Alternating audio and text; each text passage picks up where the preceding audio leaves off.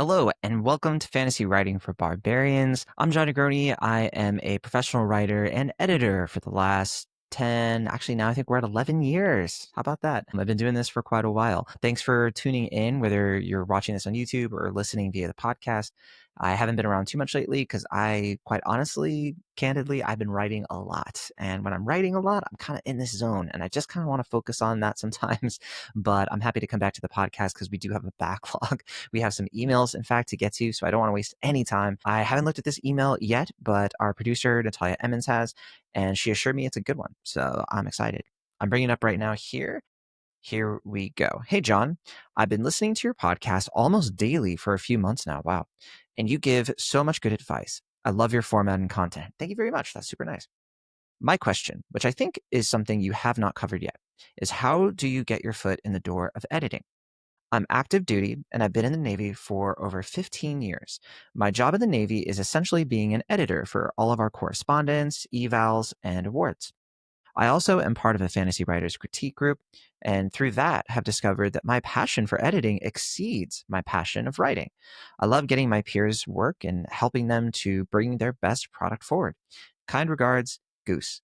This is an awesome email. Really happy to see it. And thank you for your service too. I think it's really cool that you are finding this kind of passion and being self aware enough to really look at the thing that's bringing you joy, which seems to be editing, which is awesome. And I know there are a lot of people who are tuning into this show who not necessarily are editors. So I think I can give some feedback to this email, not only for folks who maybe want to edit other people's work, like I think Goose is talking about here, but also maybe editing your own work, because you do have to learn how to do that sometimes. Not that I'm super great at it, but it is a helpful skill. So okay, so getting your foot in the door of editing. It's a great question. And it's definitely something that I can kind of package in with what does it mean to be an editor, right? Let's actually define some of these things. I think that's pretty important. Like, what is the editing landscape? What are we even talking about? So, let's start with some quick definitions so people can categorize this stuff correctly, because editing is going to look different to different people. There are different types of it, right?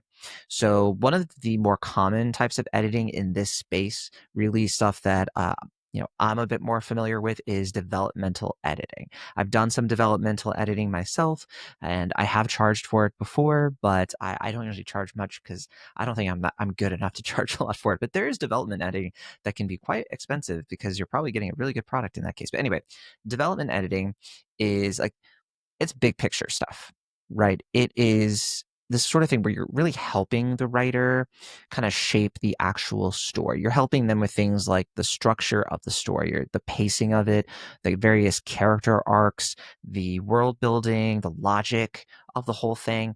You can really think of it as editing at the architect level. And this is what my mentor, Kate Bronning, who's been on the show, she's helped me with developmental editing. I don't offer much developmental editing these days, and even then, it's just on referral. So it's not really something like I'm not selling anything to you right now. Don't worry, but it's really helpful. It's really helpful, especially because I think development editing should be one of the first things you work on before the other types of editing. So in that case, I'm talking about line editing and copy editing. A lot of people mix these two things up, but line editing and copy editing are pretty different. And usually the reason they get mixed up is because typically editors will do both at the same time, but it can be helpful to understand the distinction because sometimes editors don't do both. So it's a good thing to know. And also for you, if you are sharing your work with other people and you're like, hey, I need help with editing, it helps them if you're a little bit more specific. If you're like, I need help with this kind of editing, not this kind of right now. So there you go. But anyway, so line editing. Line editing, very simple. You are editing on the line level, right? But more specifically, okay, the sentence level. Okay, so sentence level, very simply put, is you're really going to be working on like the musicality of the actual lines. That's how I like to think of it, at least, because I think of it as like a flow, right? You're looking at things like the prose and refining it, making sure things are clear, giving feedback on things like the tone, right? The tone, and is this a good voice? It can be a little bit subjective in certain cases, but it can be so helpful. And just cleaning up, like, I think this paragraph has a really great flow to it. It reads really well, but I stumbled over here. I think this paragraph, there were a few things about it that just weren't quite working for whatever reason, right? The syntax wasn't there. The rhythm wasn't there. So, and you also want to, at this level, talk about the impact. that certain things can have. This is where I think a lot of editors can have fun because they can say this line right here, this is money. Or whatever you do, try to keep this line if you can, even if you end up revising the whole thing. And so line editing can be very encouraging too in that way. That's different from copy editing. So copy editing, if you haven't guessed, is it's about the grammar stuff. Okay. Punctuation, spelling, stuff that's way more objective, right? But at the same time can be a little subjective too. Sometimes you, for example, will break grammar rules for stylistic choices because you are like in poetry, especially, but even in novels and creative fiction, creative prose, you will break rules stylistically so that it brings about a certain emotion or it just helps people read it a little bit better. The trick to this, though, is that a copy editor will make sure that if you're breaking this rule in one place, you're breaking it in other places too, and it's consistent. And if it's not consistent, making sure you're aware of it and you get the final say, and you can decide, all right, I'm going to do it this way, that way. I will say, you get the final say depending on who you're working with. Sometimes, like if you're publishing with a publisher might get veto power on this sort of thing, but for all intents and purposes, like if you're self-publishing, for example, you usually have final say, right? And you can make your case. You can say, I really think it works here, but in this other place it doesn't. And I just want to do it that way. And there you go. So hopefully that's not a problem you run into too often, but it can be a thing.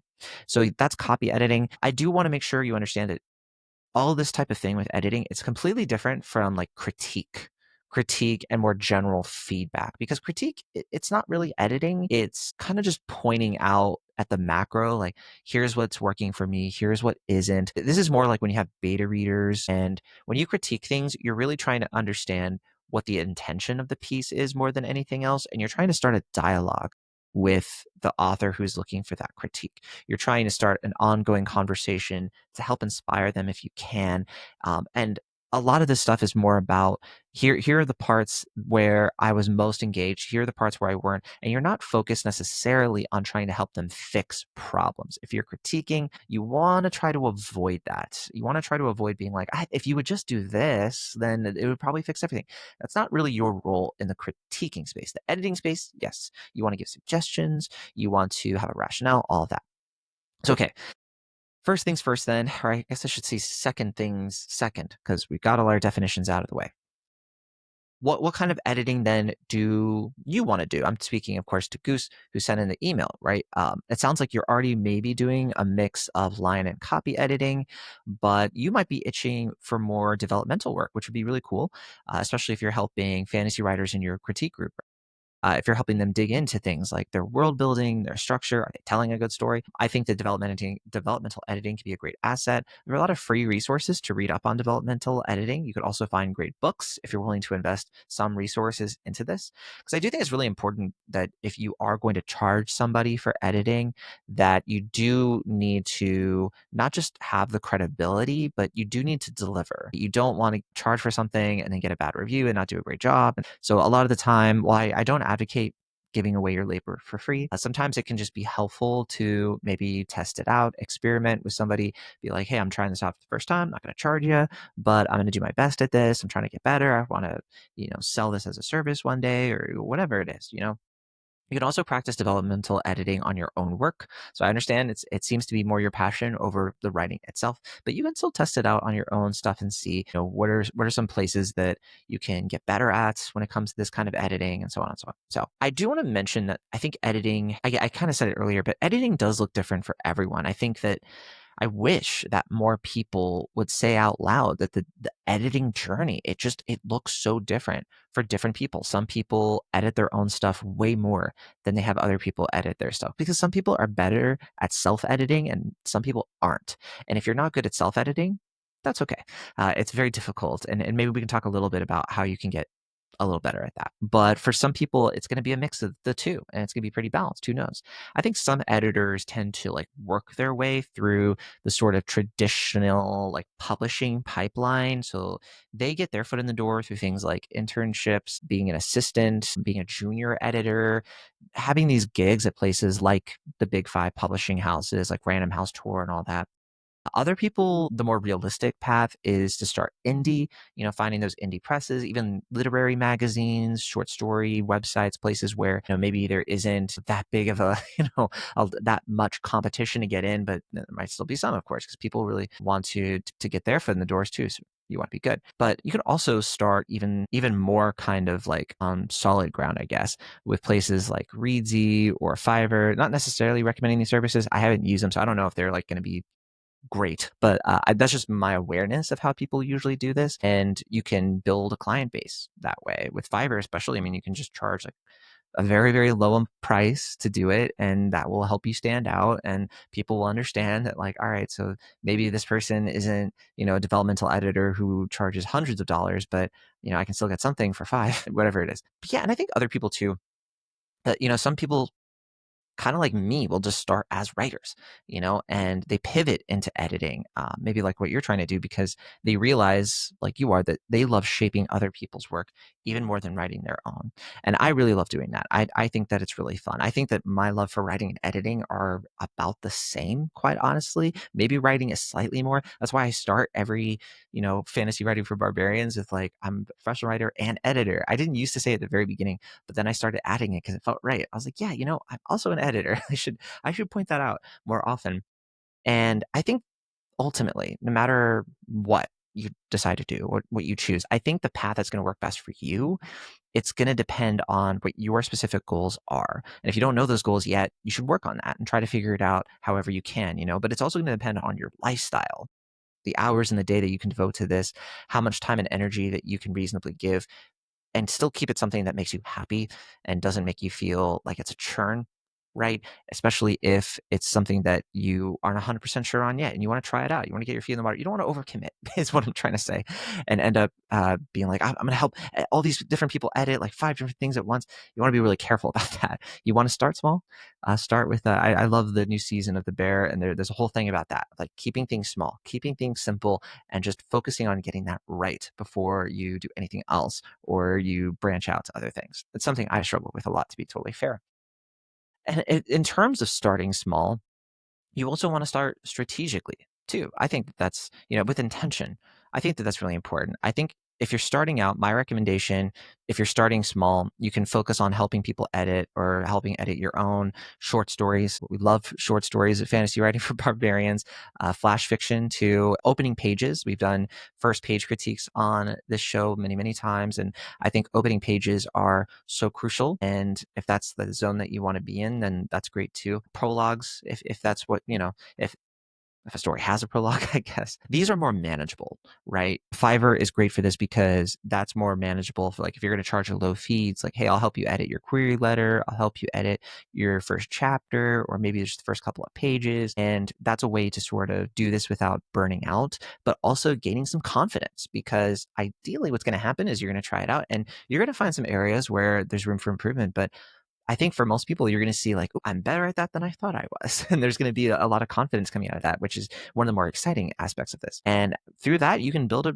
real track record, right? You can help people without, in very small ways, breadcrumb ways, and work yourself up to a place where you feel more confident helping people out with bigger projects, if that's what you want to do. Or you could just stay small if you want. It depends on where your passion is, and just seeing where those opportunities are. And back to the bear, creating opportunities. That's another theme of this latest season. But anyway, I probably won't bring up the bear again. Maybe once or twice or three more times. We'll see.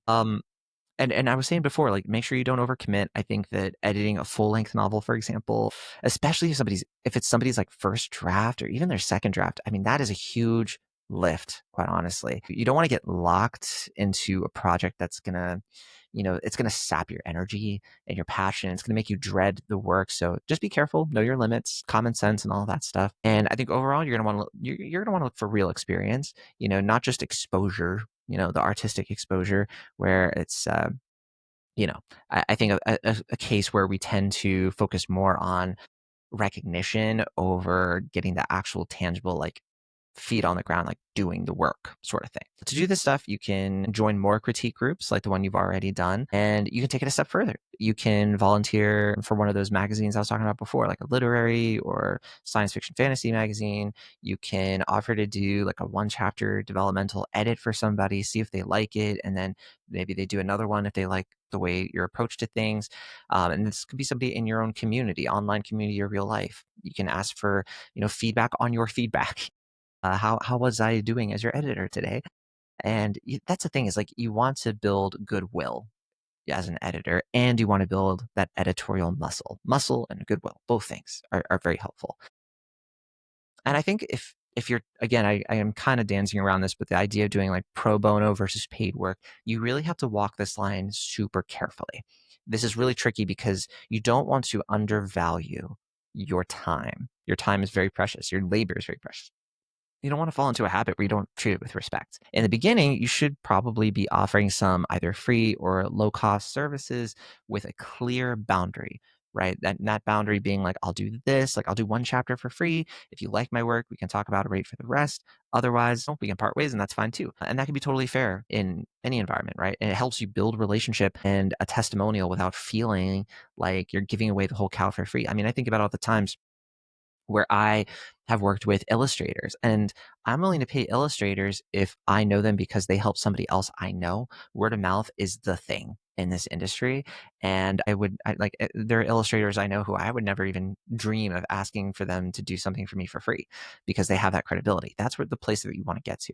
You want to get to this place where people will recommend you and other people will be like, oh, cool, what's their rate? And hopefully it's the right number, right? And I think the problem, I've seen this happen too many times. And so I get sticky with this, but I just don't want you to get stuck in offering stuff for free. That's all. The moment you've gotten this kind of like consistent positive feedback and these results, try to start charging as you can, even a small rate. And you're going to be taken more seriously if you do that. You're going to start understanding what people are willing to pay for in terms of editorial work. It's a win-win, honestly. And I know it's tricky. You have to do your research, make sure you're doing it correctly and you're following all the financial rules and all that stuff. I'm no good at it personally, but that's what we have search engines for that can help point us in the right directions. But anyway, I do want to make sure I'm offering some feedback too for folks who maybe they want to be an editor or even editing your own stuff. So we can also talk about like, what makes a great editor. So let's say you want to get into this. What are some things you can do now that are actionable? That are going to help you get better at this. I think that, well, there are a lot of things that make editors valuable. I've worked with editors who they barely mark anything up and they just kind of rubber stamp the work. And that's not helpful at all. It's actually kind of harmful for you, for like the creative process because it's a missed opportunity, right? I think that especially it's letting the writer ship something or giving them permission to ship something that just isn't ready. And I've worked with editors though who have challenged every paragraph. They've taught me how to revise. They've frustrated me and made me angry, but they make the book better. They make me better as a writer. That's the best part. Yeah, and I think that's what you want to be. You want to be a multiplier. You want to be somebody whose presence, whose very interaction participation improves the work and the writer. Yeah. I think that's how editors at like places like the New Yorker or Penguin or wherever, like that's how they operate. They don't just like rewrite the writer, they elevate them. Their job isn't to fix your story like on their own and just have you, sit in the background. They want to help you fix it yourself. Right. So don't just tell a writer like what's not working. You're not critiquing it. Ask them questions, give your reasoning, suggest approaches that aren't feeling like mandates. Like you have to do it this way. I think of how, like in a doctor's office, usually a doctor is going to be more about reducing risk. And you can kind of approach it that way. You can diagnose the problem and kind of walk them through like the risks they're taking with different choices they're making and so on. And making it feel like you still have the power in your hands. But my job as the editor is to provide you with valuable insights that is backed by rationale. So even if you decide not to take my advice, you are aware of it and you can handle it however you need to. In terms of editing your own work, because I do think for most people watching/listening, that's going to be the most valuable thing. I think it's a side quest worth mastering because I do think that editing your own stuff, I mean, people struggle with this a lot. It takes a lot of effort because typically they don't know when to stop. This is my problem. They end up me tinkering over and over again, maybe forever. They resist just kind of committing and leaving something alone and moving on to something else. Or worse, they resist doing it entirely or they resist revising things. My advice is to set editing passes.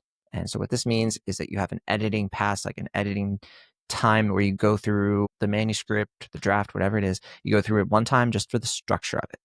That's what you focus on. Another time, you focus on the character arcs. Take notes. Take notes of like when you're doing this, not take notes of what I'm saying right now. Do a pass just for voice. Do a pass just for grammar. Don't try to do it all at once. And that's where people get overwhelmed. And you might be saying, well, that's a lot of passes. That's a lot of, well, yeah, that's when people are saying you should do multiple revisions. That's kind of the point. It takes a lot of work. And listen, I understand that you might be like, well, look, I that sounds like a lot of time. I don't know if I can do it. You do you. You make your choices. But this is one of those things where if you want to get to the place where you're trying to do this professionally, where you are writing something that is coming from the heart, that is your passion and creativity expressed, and you want to do it in a way that hits that standard where other people can both grasp and engage with what you have written in the way that you hope they will, or even better than that, you have to have these professional standards that get you up to that level. And that means it's a lot of stinking work. And that's where self-editing comes into play. Now, you can hire somebody to do this for you. But one of the things that might happen, which hopefully will happen, is as you continue to work with editors, you start to learn what they're doing and you start to do it yourself. And that makes it better for when you do have an editor come in, anyway. They don't just self edit, right? If you have an editor come in and you've already self edited, that makes their job so much easier because they can focus on whatever you're still struggling with, and it's just leveling you up. It's getting you to a place where now you can find even more nooks and crannies that help refine this thing and find the things that maybe the editor would have missed because there were so many things that they had to red marker that they weren't able to do everything. It was too much. You know what I mean? And so, yeah, and that creates a good relationship between you and an editor because they feel like they're really helping and elevating you, not just kind of marking something up and crushing your spirit. Quite honestly, I hate crushing people's spirits.